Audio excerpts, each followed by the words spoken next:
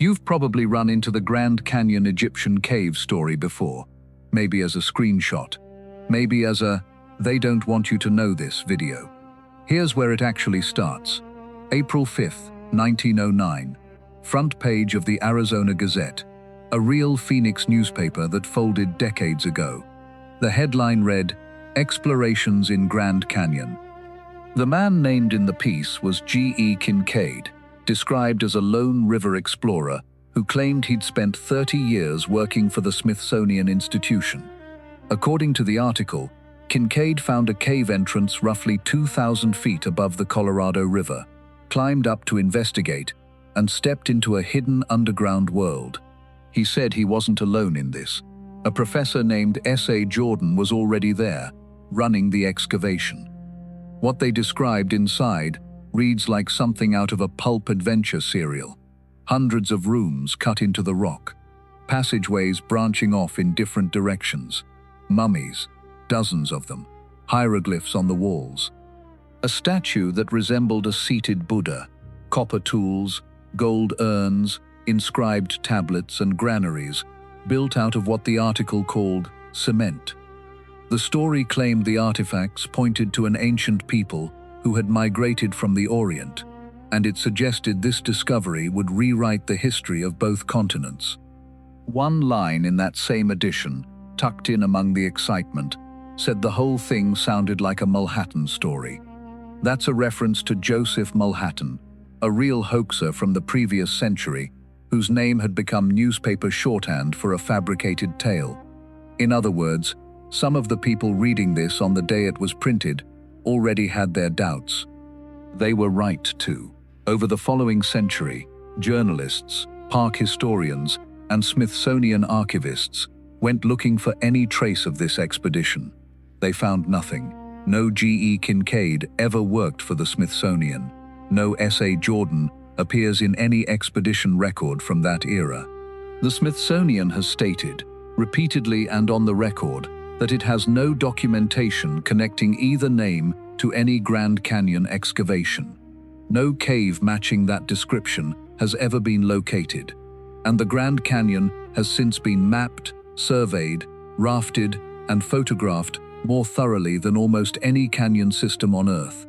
If a chamber holding hundreds of carved rooms and mummified remains existed 2,000 feet above the river, it's a strange kind of secret that nobody, in over 100 years of scientific access, has managed to stumble into. So why does the story keep coming back? Partly because a defunct 1909 newspaper is hard to fact-check at a glance, and partly because the Smithsonian covered it up is a much better hook than a Phoenix paper printed something that wasn't true. But there's another reason this particular hoax has such staying power, and it has to do with something the hoax accidentally borrowed from. The Grand Canyon really does have an underground origin story attached to it. It's just not the one from the newspaper. It comes from the people who trace their own beginning as a nation to that exact stretch of canyon. And it was being told long before any Arizona Gazette reporter picked up a pen. The Hopi are a Puebloan people whose villages sit on 3 mesas in northeastern Arizona, and their origin tradition holds that the current world is the 4th one.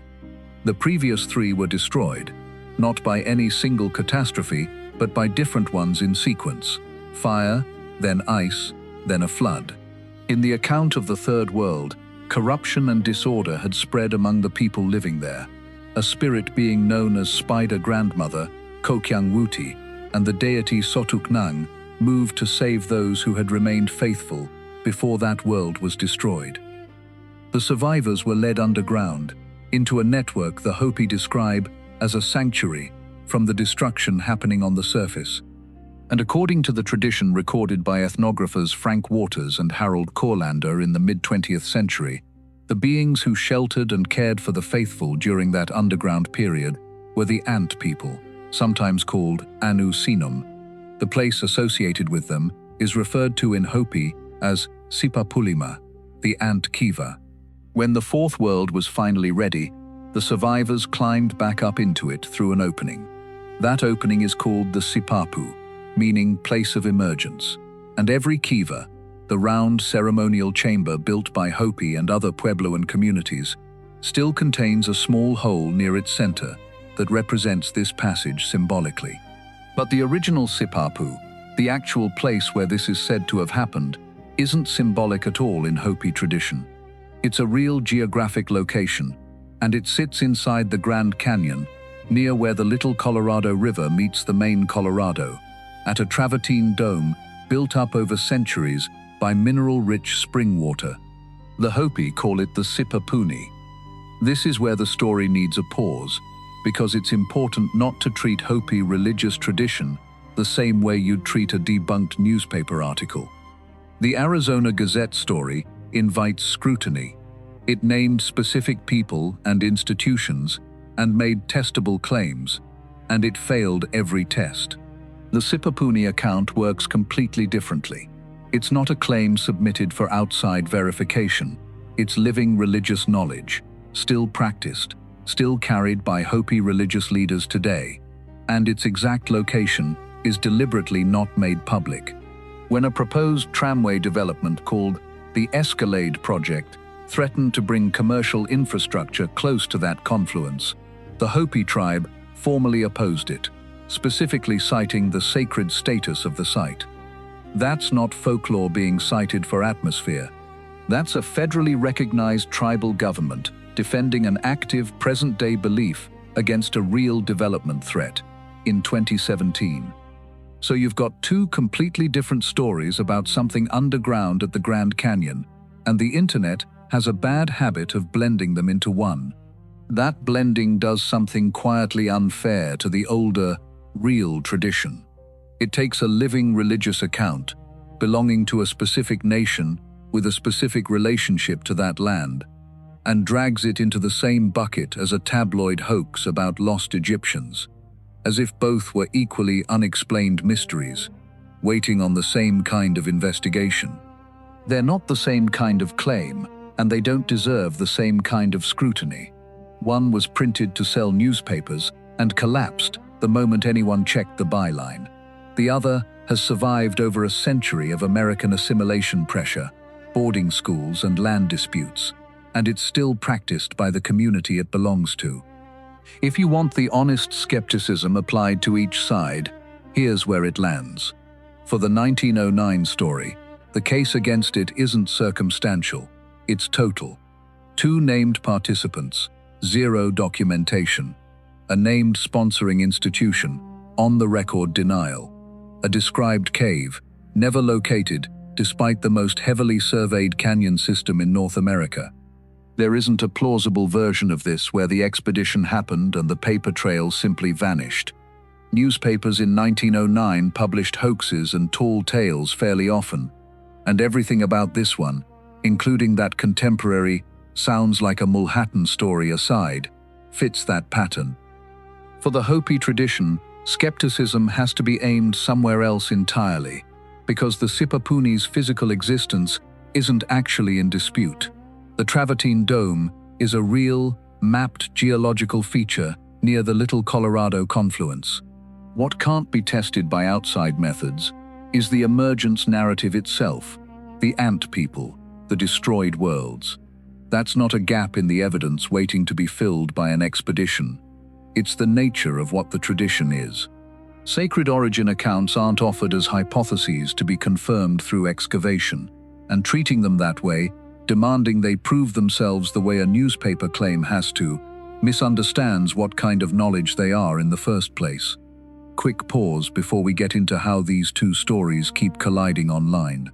If you're new here, this channel covers real archaeological and historical mysteries the way we just did with this one, checking sources, separating what's documented from what's tradition, and calling out the hoaxes plainly, instead of playing both sides for clicks. Subscribing helps more of this reach people who'd rather know what actually happened. Back to the canyon. Part of why the confusion persists is that both stories share the same geography and the same basic shape, something hidden underground, something ancient, something connected to a origin. That surface similarity is exactly what makes them easy to mash together in a video description or a forum thread. But look at what each one is actually claiming. The Gazette story claims a specific, physical, findable site with artifacts you could theoretically photograph and carbon date, and it makes that claim through named individuals tied to a real scientific institution. The Hopi tradition claims an origin event tied to a real physical location, but the event itself sits inside a belief system, carried orally and ceremonially, not something meant to be extracted, tested, or turned into content for outsiders. Confusing the two doesn't just get the facts wrong, it flattens a living culture's origin story into the same genre as a discredited tabloid hoax, which is its own kind of disrespect, regardless of intent. There's also a quieter irony worth sitting with.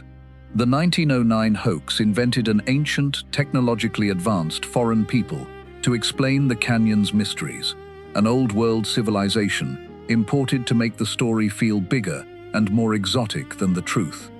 Meanwhile, the actual indigenous account of the canyon's origin was sitting right there the entire time, older, deeply detailed, and belonging to people who never left. The hoax didn't need to borrow credibility from anywhere outside the region. It just chose to look past what was already there. By the time you strip away everything that doesn't hold up, what's left is this. No Egyptian cave has ever been found in the Grand Canyon, and there's no credible reason to expect one will be. The men supposedly responsible for finding it left no trace in any institutional record, and the paper that ran their story hinted, in its own pages, that even contemporary readers weren't fully convinced. That thread of the story is closed. It was closed within the same decade it was printed. What isn't closed, and isn't meant to be settled the way a hoax gets debunked, is the Hopi account of what happened beneath the canyon before this world began. Ant people, sheltering the faithful through the destruction of the world that came before this one.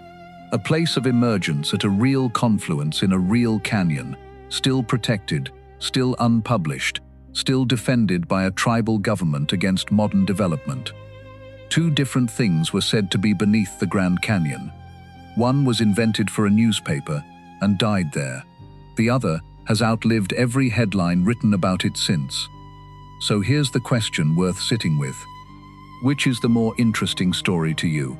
A colorful hoax that keeps getting mistaken for suppressed history, or a sacred tradition that's been protected and kept quiet on purpose, right up to the present day?